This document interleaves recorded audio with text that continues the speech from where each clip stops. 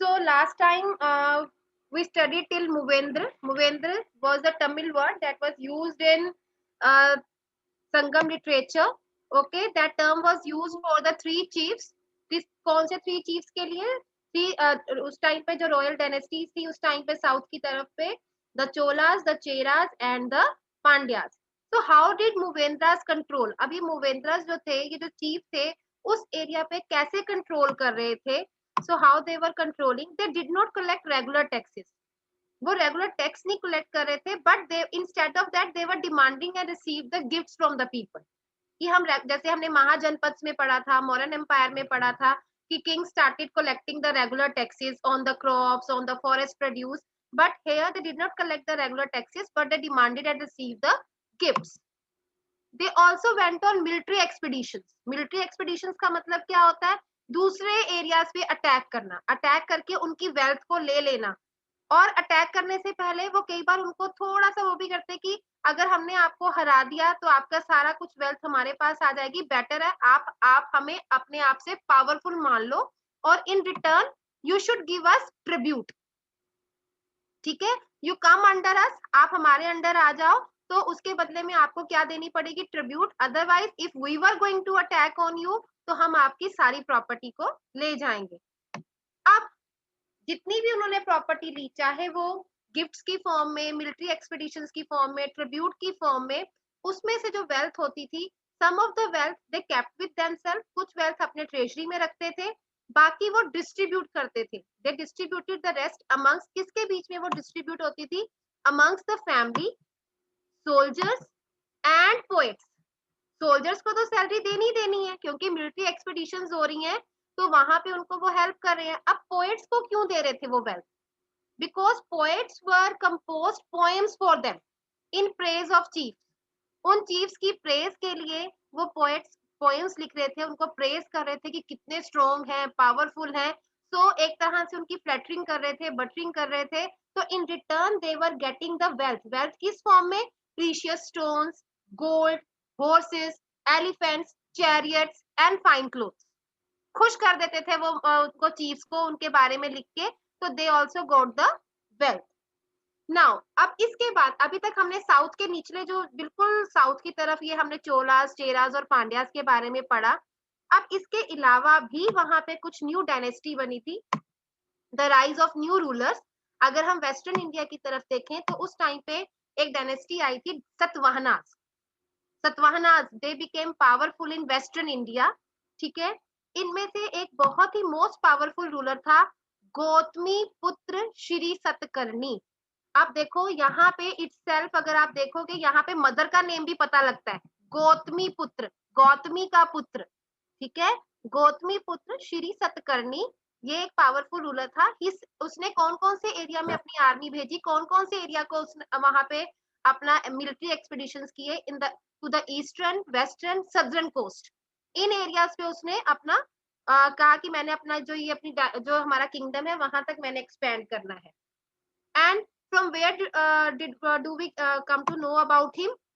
From an inscription composed on behalf of his mother Gautami Balashiri. Here the name of his mother also. मैंने आपको भी बताया था ना, गौतमी पुत्र मित्र, गौतमी का पुत्र, तो उसकी मम्मा का नाम क्या था? मदर्स नेम क्या था? गौतमी बालाश्री. तो उन्होंने अपने बेटे के लिए इंस्क्रिप्शन इंस्क्राइब करवाया था, तो वहां से हमें पता लगता है गौतमी पुत्र श्री सतकर्णी के बारे में. ठीक है, और इन सतवाहना रूलर्स को, I am not talking about only about Gautamiputra Shri Satakarni, I am talking about the whole ruler. जितने भी रूलर्स थे उस डायनेस्टी के, they were known as the rulers of Dakshinapatha. अब हेयर कम्स योर हिंदी. आपका हिंदी का आ गया दक्षिण पथ. दक्षिण मीन्स साउथ, पथ मीन्स रास्ता. दक्षिण को जाने वाला रास्ता, साउथ की तरफ जाने वाला रास्ता. Because these rulers were controlling that route, that why the rulers of Satvahana dynasty they were known as Dakshin Patha. ठीक है, यहाँ पे मैंने मीनिंग लिखा है, the route leading to the south, जो साउथ की तरफ रास्ता जाता था उसको ये कंट्रोल करते थे. That's why they were known as rulers of Dakshinapatha. Okay, ये जो मैंने इमेज लगाई है, this is the image of Gautamiputra Shri Satakarni. अभी तक हमने जो किंग्स के बारे में पढ़ा कि साउथ में 3 फेमस चीफ हुए थे, the Cholas, the Cheras, the Pandyas. उनको मूवेंद्र कहा गया, उन्होंने अपना अलग कंट्रोल रखा। उसके अलावा वेस्टर्न इंडिया में एक पावरफुल वहां पे एक डायनेस्टी हुई है, दैट इज सतवाहना। उसमें से पावरफुल रूलर रहा है Gautamiputra Shri Satakarni. His mother name was Gautami Balashri. उन्होंने अपने बेटे के लिए इंस्क्रिप्शन इंस्क्राइब करवाई थी। और इन सतवाहना रूलर्स को they were also known as rulers of Dakshinapatha. बेटा देखो अब इस हिंदी में वो हो जाएगा दक्षिण, साउथ, पथ, रास्ता। साउथ की तरफ जाने वाले रूट को उन्होंने कंट्रोल करके रखा था, दैट्स व्हाई। ओके, अब हम नेक्स्ट इंपॉर्टेंट टॉपिक पे आएंगे from your book. It's the story of the silk root. Story of the silk root. अब कुछ नाम से क्लियर हो जाता है, सिल्क एक क्लॉथ है, रूट मतलब रास्ता। तो अब इस स्टोरी में क्या है, तो that we are going to study कि ये story of the silk route है क्या। अब जो सिल्क है that is highly valued fabric in most of the society. Present day time में भी मे बी आपकी मदर्स के पास सिल्क के सूट होंगे, साड़ीज होंगी, है ना, और वो बहुत ज्यादा कॉस्टली और एक्सपेंसिव होती है ना, बहुत ज्यादा कॉस्टली एंड एक्सपेंसिव होती है। तो सिल्क को हाई वैल्यूड फैब्रिक क्यों कहा जाता है? नाउ द क्वेश्चन, एक छोटा सा क्वेश्चन बन गया, why is the silk highly valued fabric? क्यों है वो? Because of these two reasons, rich and glossy colours, क्योंकि इसके कलर्स बहुत अच्छे हैं, शाइनिंग कलर्स हैं, स्मूथ टेक्सचर, मतलब इसको अगर हाथ से उसको छुओ तो वो बहुत ही स्मूथ टेक्सचर्स हैं उसके, ठीक है, छूने में बहुत मुलायम है। That's why most of the societies में इसको, जो रिच सोसाइटीज है वहां पे बहुत वैल्यू थी। Now raise your hand if anyone can tell me कि सिल्क क्लॉथ मतलब सिल्क कैसे हम ऑब्टेन करते हैं। If anyone can tell me about that, just raise your hand, then I will allow you to unmute. Okay, Ajitesh. Ajitesh, ma'am silkworm से। Silkworm से कैसे बेटा? If you can elaborate, maybe you have studied in science class. Ma'am ma'am silk Ma'am, worm cocoon is of silkworm. Cocoon From of the cocoons silkworm. of silk. Okay, Dhruv. Can you elaborate that?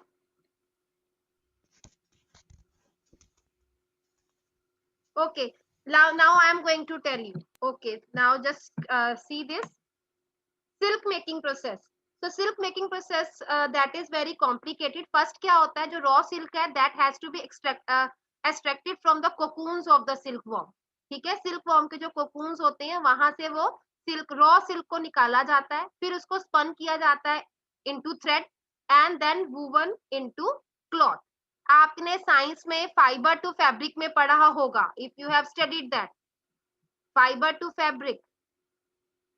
ठीक है, आपने Saisha just unmute yourself. Sayyeshaa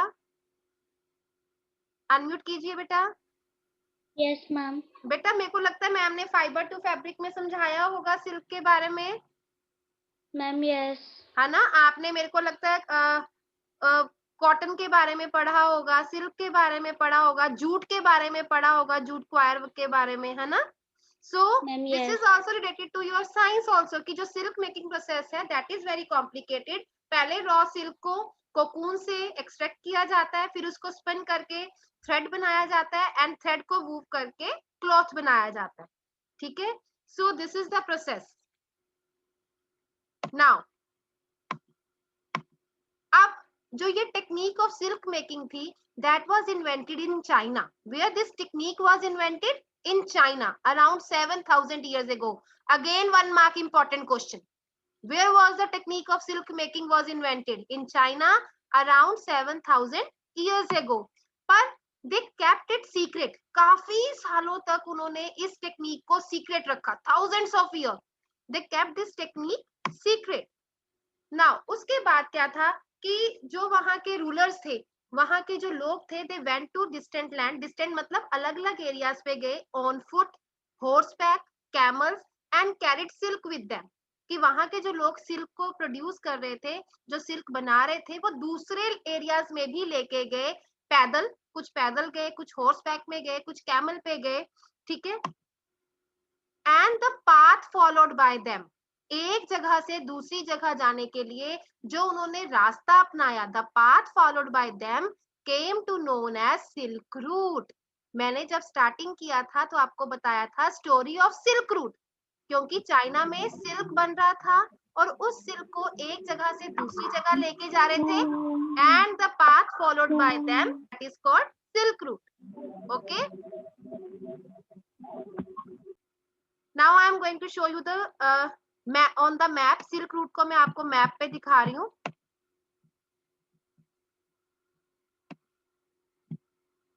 so this one, the first one land route है ये, ठीक है। China से होते हुए जो ट्रेडर्स होते थे, जो वहां के लोग थे, ट्रेडर्स होते हुए तो दूसरे एरिया में, यूरोप वगैरह में, सब जगह पे ये जो लेके जा द पाथ, जो ये रेड कलर से शो किया गया है, this is the path followed by them, ठीक है, that is known as silk root.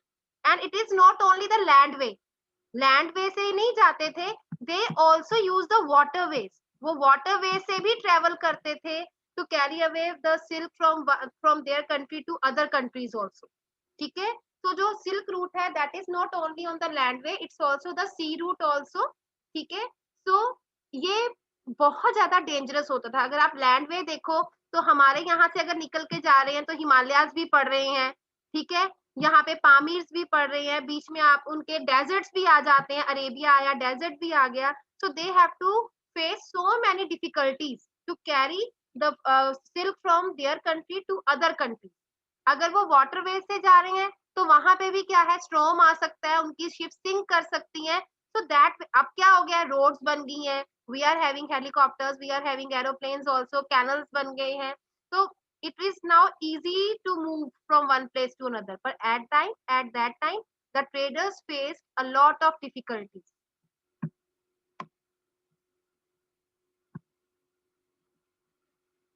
Now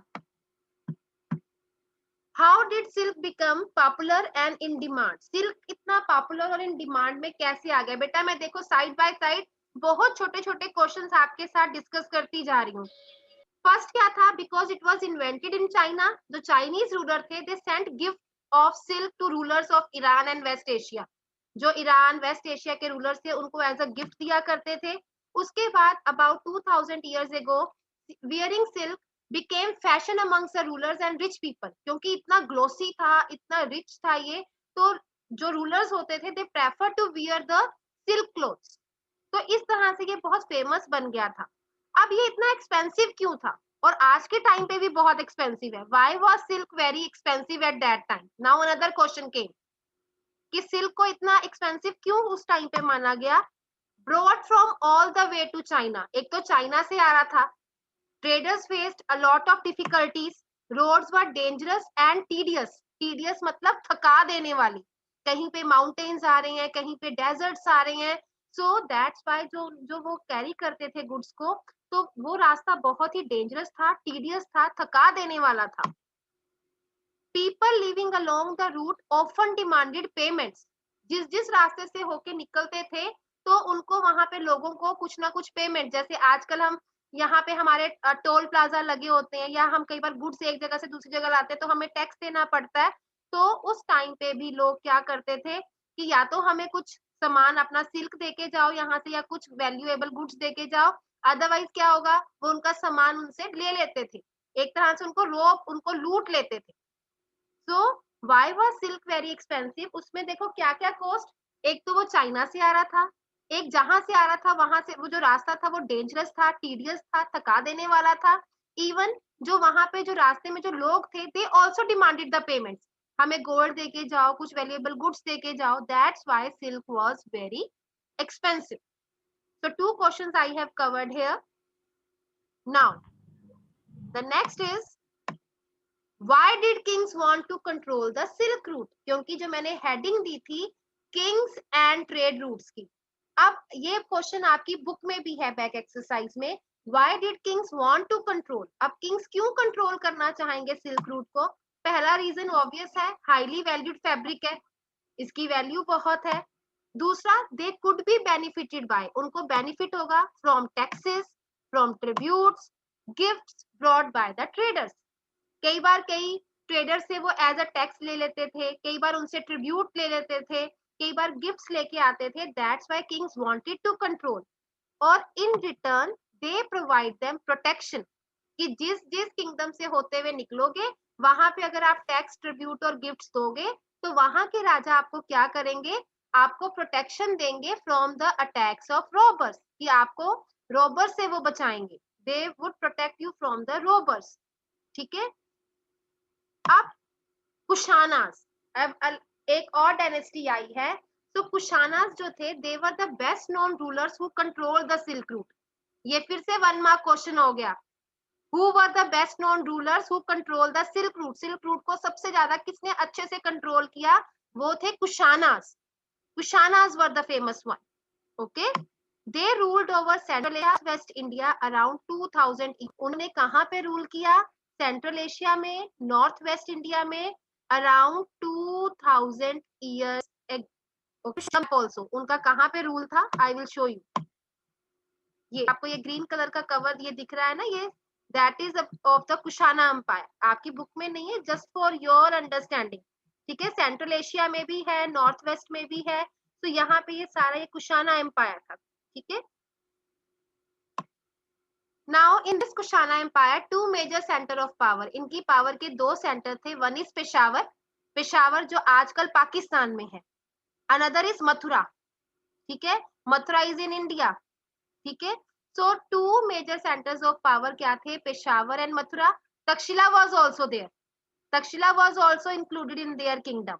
जो तक्षशिला अभी भी हमारा, अब हमारा कहाँ पे है? ये पाकिस्तान वाली साइड पे। ठीक है। And Kushanas were amongst the earliest rulers to issue gold coins. पहले गोल्ड कॉइन्स कहाँ से आ रहे थे? रोमन एम्पायर से, क्योंकि वो हमसे पेपर ले रहे थे। पर अब क्या था, हमारे यहाँ इंडिया में भी एक डायनेस्टी थी जिन्होंने, कुशाना डायनेस्टी भी थी, जिसने उस टाइम पे गोल्ड कॉइन्स इशू किए ताकि ट्रेडर्स सिल्क रूट से अपना ट्रेड कर सके। So this is about the kings and trade route. Till here, if you have any doubt, you can ask. Then I will continue the topic.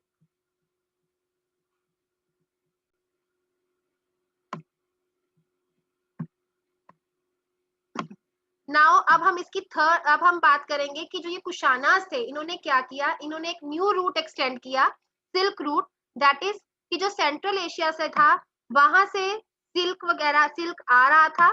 ठीक है। और वहां से जो सी पोर्ट्स थे, सिल्क सेंट्रल एशिया से सिल्क कहाँ पे आ रहा था? Sea ports at the mouth of river Indus. अब now there is the term mouth of river Indus. Mouth मतलब ये वो प्लेस होता है where the river meets a big water body. जो इंदस रिवर है वो अरेबियन सी से जहां जाके मिलती है, that is known as mouth of the river. ठीक है। तो सेंट्रल एशिया से जो उनका जो सिल्क था, that is coming from there, और वो कहाँ पे आ रहा था? Sea ports at the mouth of river Indus, वहां तक लाया जा रहा था। और वहां से उस सिल्क को रोमन एम्पायर तक भेजा जा रहा था थ्रू शिप्स। शिप्स के थ्रू वो आगे रोमन एम्पायर में जा रहे थे। So at the time of Kushanas, you can just read from your books also, आपकी बुक्स में भी मेंशन है, page number 102। During their rule, a branch of Silk Route extended from Central Asia down to the seaports at the mouth of River Indus, from where silk was shipped westwards to the Roman Empire. मतलब central Asia से, main समझने की बात है, central Asia से Roman empire तक silk कैसे जा रहा था? सेंट्रल एशिया से लैंडवे से सिल्क को लेकर आ रहे थे सी पोर्ट्स तक। सी पोर्ट्स कहाँ पे? Eight the mouth of river Indus. Mouth of river Indus मतलब रिवर इंदस अरेबियन सी से जहां पे जाके मिलती है, that is the mouth of river Indus, जहां पे उसका एंड हो जाता है when the river meets the bigger water body. और वहां से शिप्स के थ्रू वो रोमन एम्पायर तक पहुंच रहे थे। ठीक है। And this all was happened at the time of Kushanas dynasty. ये सब कुशाना डायनेस्टी के टाइम पे हुआ। उन्होंने गोल्ड कॉइन्स इशू किए ताकि वो ट्रेडर्स ट्रेड कर सके। ठीक है। उन्होंने सेंट्रल एशिया से लेके रोमन एम्पायर तक सिल्क रूट को एक्सटेंड किया। पहले उनको लैंडवे से मंगवाया सिल्क, सिल्क आ गया सी पोर्ट पे, सी पोर्ट से वहां पे शिप्स के थ्रू रोमन एम्पायर तक वो पहुंचा। ठीक है जी। नाउ अब हम करेंगे चेंजेस इन रिलीजन। इसकी 2 हेडिंग्स हैं। पहली हेडिंग हम करेंगे the spread of Buddhism, that is also mention in your book, spread of Buddhism. अब क्योंकि हम कुशाना डायनेस्टी की बात कर रहे हैं, इस डायनेस्टी में there was one famous ruler Kanishka. Kanishka हुए हैं, ठीक है। उनके टाइम पे ये बुद्धिज्म बहुत फ्लरिश्ड हुआ है। उन्होंने क्या क्या किया इसके लिए?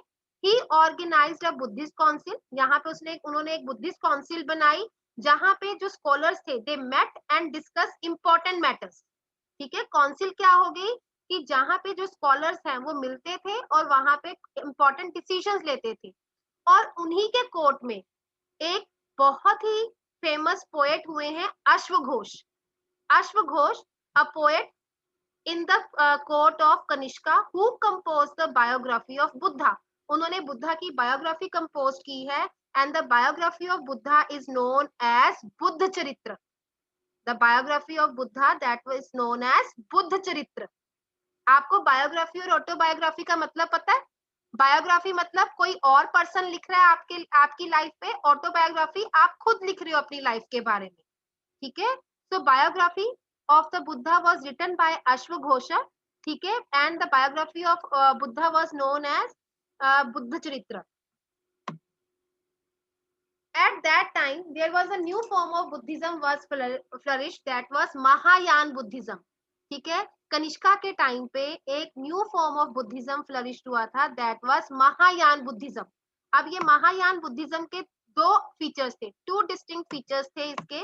क्या क्या फीचर्स थे? Statues of Buddha, believe in Bodhisattvas. मतलब अब हम ये पढ़ेंगे कि पहले के टाइम पे बुद्धिज्म में क्या था और इस न्यू फॉर्म ऑफ बुद्धिज्म में क्या था। Statues of Buddha, statues of Buddha मतलब पहले के टाइम पे बुद्धा को एज अ सिंबल बताया जाता था। जैसे उन्होंने कहाँ पे एनलाइटनमेंट अटेन किया था? People tree. तो जैसे इस कल्चर में क्या है, सिर्फ पीपल ट्री को ही दिखाया गया, ठीक है। बट जब महायान बुद्धिज्म आया तो बुद्धा के स्टैचूज बनने लग गए, ठीक है। तो बुद्धा के स्टैचूज बने, कहाँ पे बने ये स्टैचूज? तक्षशिला में, मथुरा में। So they started making the statues of Buddha. पहले क्या था, बुद्धा को कैसे रिप्रेजेंट करते थे? In the form of symbol. But Mahayana Buddhism में क्या था? They started making the statues of lord Buddha. Second feature क्या था? Believe in Bodhisattvas. अब ये बोधिसत्वास कौन थे? पर्सन्स हु अटेन्ड एनलाइटनमेंट, जिनको ट्रू नॉलेज गेन हो जाती थी, दे वर नोन एज बोधिसत्वास। और जब उनको एनलाइटनमेंट हो जाती थी तो they can live in complete isolation, मतलब वो अकेले रहते थे, मेडिटेट करते थे, वो ये चीजें कर सकते थे। पर उन्होंने क्या किया? दे रिमेन्ड इन द वर्ल्ड, वो संसार में ही रहे, मतलब अपने आप को उन्होंने अकेला नहीं रखा, मेडिटेशन में समय नहीं लगाया, उन्होंने लोगों को टीच करना शुरू कर दिया। They started teaching and helping other people, okay, and later on worship of bodhisattvas became very popular. So these were the two features of Mahayana. ये कनिष्का के टाइम पे हुआ है। कनिष्का के टाइम पे एक नया फॉर्म आया था बुद्धिज्म का, महायान बुद्धिज्म। उसमें दो फीचर्स थे, statue of Buddha, believes of Bodhisattvas. मतलब पहले बुद्धा को एज अ सिंबल की फॉर्म में जाना जाता था, पर लेटर ऑन महायान बुद्धिज्म में उनके स्टैचूज बनने लग गए थे एट मथुरा एंड तक्षशिला। बोधिसत्वास कौन थे? जिनको ट्रू नॉलेज गेन हो गई थी, वो अपने आप को संसार से अलग रख सकते थे, मेडिटेशन कर सकते थे, पर उन्होंने क्या किया? दूसरे लोगों को टीच किया, हेल्प किया, ठीक है। नाउ अब हम पढ़ेंगे स्प्रेड ऑफ बुद्धिज्म, कि बुद्धिज्म कहाँ कहाँ स्प्रेड हुआ। Spread through out the central Asia, China, Korea, Japan, and also spread in the western and southern India. हमारे यहाँ वेस्टर्न एंड सदर्न इंडिया में भी ये बहुत डेवलप हुआ है। यहाँ पे ऐसे देखो रॉक कट्स, ये ऐसे केव्स और मोनास्ट्रीज बनाई गई थी, ठीक है। तो ये कौन बनाता होता था caves? Kings, queens, merchants, farmers, वो इस तरह के केव्स और मोनास्ट्रीज बनाया करते थे। इससे क्या होता था कि जो ट्रेडर्स होते थे, जब वो ट्रेडिंग भी करते थे, उस टाइम पे वो यहाँ पे स्टे भी कर सकते थे। They could stay at that time while trading. Then Buddhism was also spread to Sri Lanka, Myanmar, Thailand, Indonesia, और इन एरियाज में जो बुद्धिज्म था that was the older form. हमने एक न्यू फॉर्म पढ़ी थी महायान, पर ये जो एरियाज थे यहाँ पे ओल्डर फॉर्म थी, दैट वाज थ्रेवडा। थ्रेवडा, देखो अब यहाँ पे इस चीज को समझना है, which was the older form of Buddhism. Buddhism की पुरानी फॉर्म क्या है? Theravada. That was popular in Sri Lanka, Myanmar, Thailand and Indonesia. और जबकि इंडिया में कौन सी न्यू फॉर्म बन गई थी उस टाइम पे, कनिष्का के टाइम पे? Mahayana Buddhism. Which was the new form? Mahayan Buddhism. Which was the older form of Buddhism? That was Theravada. ठीक है, इस चीज ये भी आपके 1 मार्क्स क्वेश्चन में आते हैं. ठीक है, this was all about the spread of Buddhism. देखो कितना इंडिया में ये ओरिजिनेट हुआ. इंडिया के बाद सेंट्रल एशिया में भी गया, China, Korea, Japan, Myanmar, Thailand, हर जगह ये स्प्रेड हुआ है. पर इसका ओरिजिन कहाँ हुआ है? इंडिया में. Okay, all these things are mentioned in your book, you can read it out.